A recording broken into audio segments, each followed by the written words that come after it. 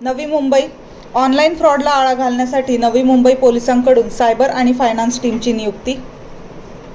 नवी मुंबई शहरात आयटी कंपन्यांचा मोठ्या प्रमाणात सहभाग असल्यामुळे नवी मुंबई पोलिसांच्या सायबर विभागाकडून जनजागृती म्हणून सायफाय म्हणजेच सायबर फायनान्स या टीमची स्थापना करण्यात आली असून या टीमच्या माध्यमातून ऑनलाईन फ्रॉड होऊ नयेत याकरता काम केलं जाणार आहे। या टीममध्ये 500 पोलिसांना योग्य ट्रेनिंग देण्यात आले असून यापुढे सायबर गुन्हे घडणार नाहीत याची दक्षता ही टीम घेईल। आतापर्यंत नवी मुंबई पोलीस आयुक्तालयाच्या हद्दीत 250 कोटी रुपयांचा ऑनलाईन फ्रॉड झाल्याची नोंद आहे।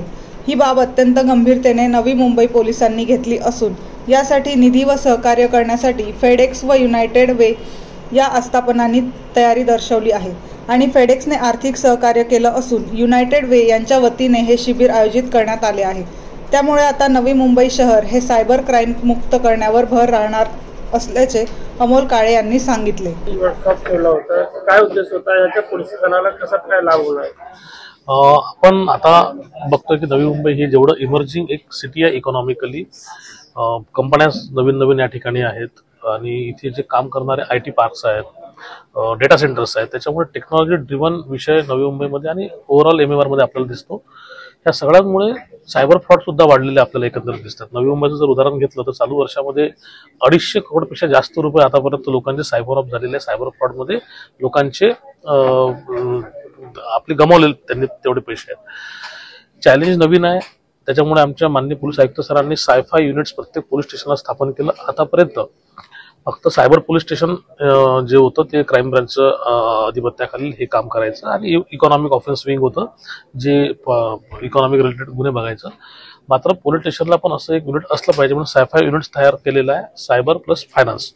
आणि यांनी नवीन गुन्हे जे दाखल होतात त्याचा तपास योग्य रीतीने कराय याच्यासाठी त्यांना ट्रेनिंगची गरज होती। ट्रेनिंगसाठी ट्युटर कुठे आहेत किंवा त्याच्यासाठी जो येणारा खर्च आहे तो कोणी करायचा, ह्या बऱ्याचशा समस्या त्याच्यामध्ये असतात।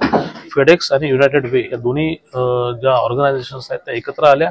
फेडेक्सने त्याच्यासाठी फायनान्शियल मदत केली, युनायटेड वेनी त्यासाठी ट्रेनिंग ऑर्गनाईज केलं। साधारणतः 10-17 याच्यामध्ये झालेत।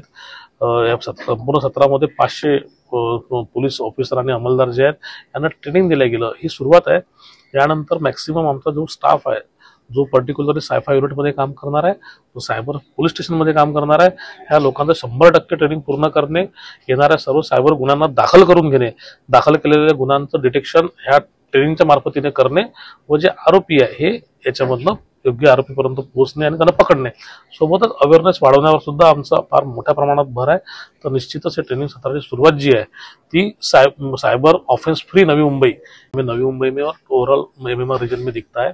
इसके तहत हमारे पुलिस आयुक्त श्री मिलिंद भारंबे सर ने अभी साइफाई यूनिट की एस्टेब्लिशमेंट हर एक पुलिस स्टेशन में की है, जिसमें साइबर रिलेटेड और फाइनेंशियल रिलेटेड फ्रॉड का इन्वेस्टिगेशन किया जाएगा। इसमें नया स्टाफ भी आएगा क्योंकि जो ट्रेडिशनल ट्रेंड है क्राइम का, इसके अलावा साइबर क्राइम का ट्रेंड भी बढ़ता हुआ दिखता है।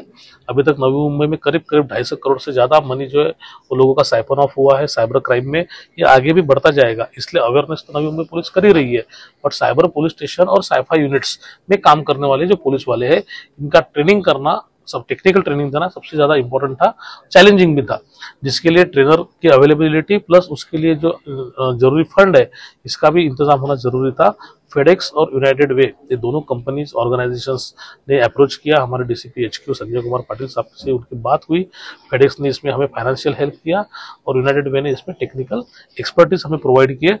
टोटल 10 सेशंस में अभी तक 500 पुलिस वाले इसमें ट्रेंड हुए हैं। ये इनिशियल लेवल पे है, इसके बाद में ट्रेनिंग जारी रहेंगे और अच्छी तरीके से, ताकि ऑफेंस रजिस्टर होने के बाद एक्यूज्ड को आइडेंटिफाई करना और उसके वहां तक पहुंच के उसे अरेस्ट करना, ये जो चेन है इसमें ट्रेंड पुलिस ऑफिसर को यहाँ पे क्रिएट करना और cyber crime free Navi Mumbai को एक उसके आगे तक नवी मुंबई पुलिस को लेके जाना, ये हमारा जो टारगेट है। इसके लिए निश्चित ही हमें इसकी हेल्प होगी।